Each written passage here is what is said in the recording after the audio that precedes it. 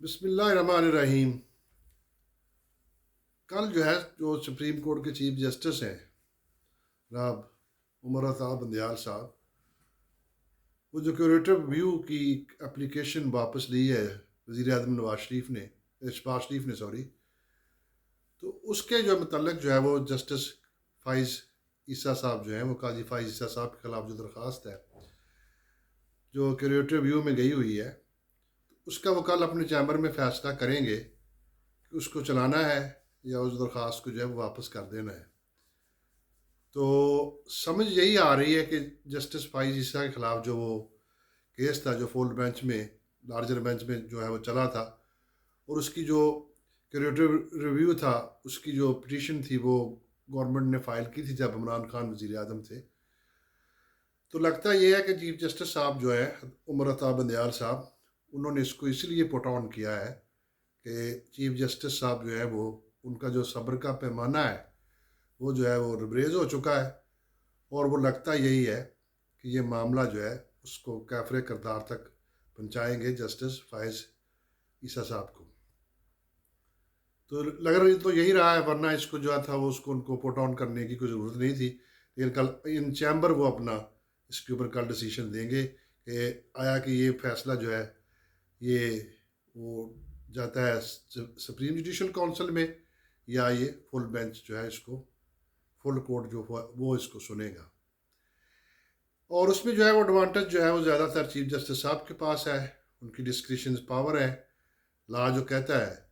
क्योंकि पहले जो 10 जज थे, जो पहला बेंच बेंच बना था चीफ अपना काजी फाइज ईसा साहब के खिलाफ, तो उसमें 10 जजेस थे जिन्होंने फैसला जो था उनमें उनके हक में दिया था।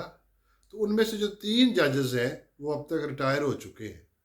तो अब अगर 10 जजेस का बेंच बनता है तो उसमें जो है वो ज़्यादातर जो वो लोग हैं जो चीफ जस्टिस साहब अता बंदयाल साहब के जो है वो साथ है, यानी कि कह लें कि उनमें जो उनकी जो अददी बरतरी है इस वक्त सुप्रीम कोर्ट में, वो लोग उनके साथ हैं। तो अगर ये मामला वो जो है वो ले जाते हैं फुल कोर्ट में, तो 10 जज जो है वो बनाते हैं, 7 जो पहले थे और 3 उनमें अब वो कौन डालते हैं, ये उनकी मर्ज़ी है। और वहाँ से जो फैसला है वो चीफ जस्टिस साहब अपनी मर्ज़ी का ले सकते हैं, और जस्टिस फाइज ईसा साहब को जो है वो काजी फाइज ईसा साहब को जो है वो सुप्रीम कोर्ट से बरतरफ कर सकते हैं। दूसरा उसका चांस ये है कि वो इसको जो है हो सकता है सुप्रीम जुडिशल काउंसिल में ये मैटर को भेज दे। तो जो सुप्रीम जुडिशल काउंसिल है, इसका जो कंपोजिशन है वो इस तरह बनती है कि उसमें जो चीफ जस्टिस साहब वो खुद होंगे, उमर अता बंदयाल साहब himself he will be presiding over, और 2 मोस्ट सीनियर जजेस उनके साथ जो वो सुप्रीम कोर्ट के वो बैठेंगे। उनमें से उसमें जो है वो काजी फाइज ईसा साहब तो बैठ नहीं सकते, क्योंकि काजी फाइज ईसा साहब जो है वो उनके खिलाफ तो ये होगी जो कि रिव्यू पिटीशन है। तो उसमें जो है वो बैठेंगे सीनियर जो जज आते हैं, उनके बाद वो जस्टिस एजाज अल एहसन आते हैं, और फिर है वो जस्टिस तारक मसूद साहब। तो ये 3 जो है वो सुप्रीम कोर्ट से बैठेंगे। तो जो इस वक्त जो रजिस्ट्रार है जिनके खिलाफ काजी फाइज ईसा साहब ने पहले ही फैसला दिया हुआ है, तो वो उसका जो है वो सेक्रेटरी होगा उस सुप्रीम जुडिशल काउंसिल की जो अदालत होगी। और उसमें 2 चीफ जस्टिस जो है वो लिए जाएंगे जो मोस्ट सीनियर हैं। तो उनमें जो है वो लाहौर हाई कोर्ट के जो चीफ जस्टिस साहब हैं भट्टी साहब, वो होंगे। और फिर सिंध हाई कोर्ट के जो जस्टिस हैं अहमद शेख साहब, वो सुप्रीम जुडिशल काउंसिल में बैठेंगे।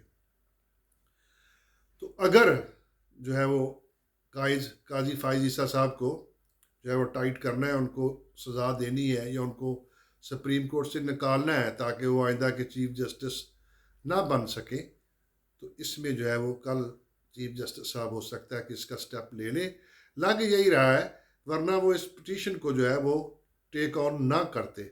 अगर उन्होंने इसको वैसे चलने देना था तो ये भी हो सकता है कि वो वापस कर दे कि जो गवर्नमेंट ने जो कहा जी हम इस केस को चलाना नहीं चाहते जस्टिस काजी फाइज ईसा साहब के ख़िलाफ़, तो हमें जो है ये पिटीशन हम जो है अपनी विड्रा कर रहे हैं।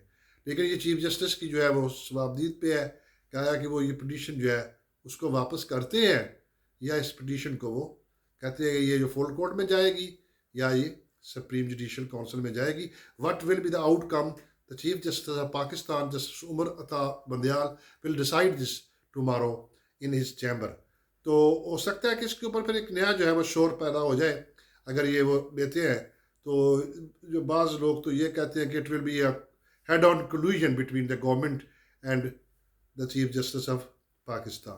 तो पहले भी जो है वो गवर्नमेंट ने जो है वो इस बात को जो बड़ा जो है वो इस मैटर को सीरियस लिया है, और वो जो है वो हो सकता है कि वो जा रहे हैं फिर पार्लियामेंट में कि ये जो कानून है तीन अदालत का, कंटेम्प्ट ऑफ कोर्ट, इसको जो है वो रिपील करने के चक्कर में है गवर्नमेंट.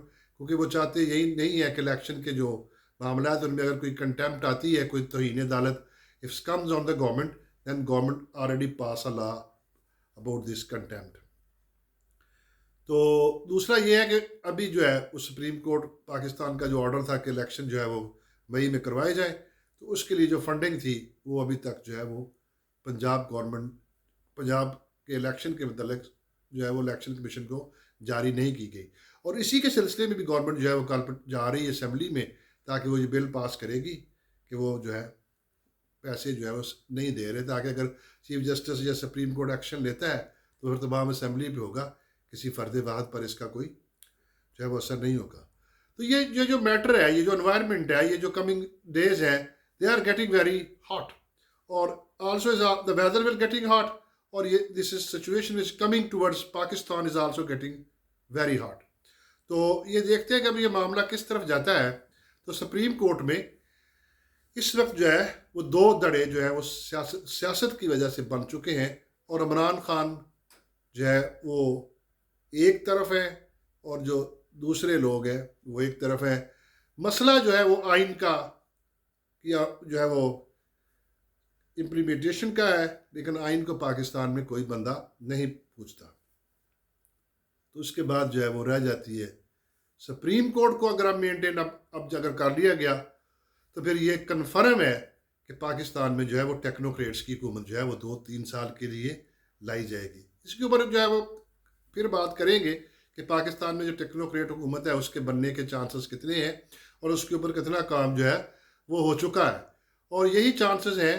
पाकिस्तान जो है इस वक्त really is coming towards a chaos, और रियली पीपल आर सफरिंग. और यही सिचुएशन जो है इस वक्त बहुत वॉलेटाइल है. इमरान खान के मामले में सिचुएशन यूँ की तू है, और एक नया महाज जो है वो चंद रोज़ में जो है वो स्पेशली ईद के बाद जो है वो खुलने वाला है, और ये आखिरी जंग होगी सिचुएशन जो है वो किस साइड पे जाती है. तो पाकिस्तान जो है इस वक्त standing really on a very dark road, and there is no light at the end of the tunnel. So thank you very much. Please subscribe my YouTube channel.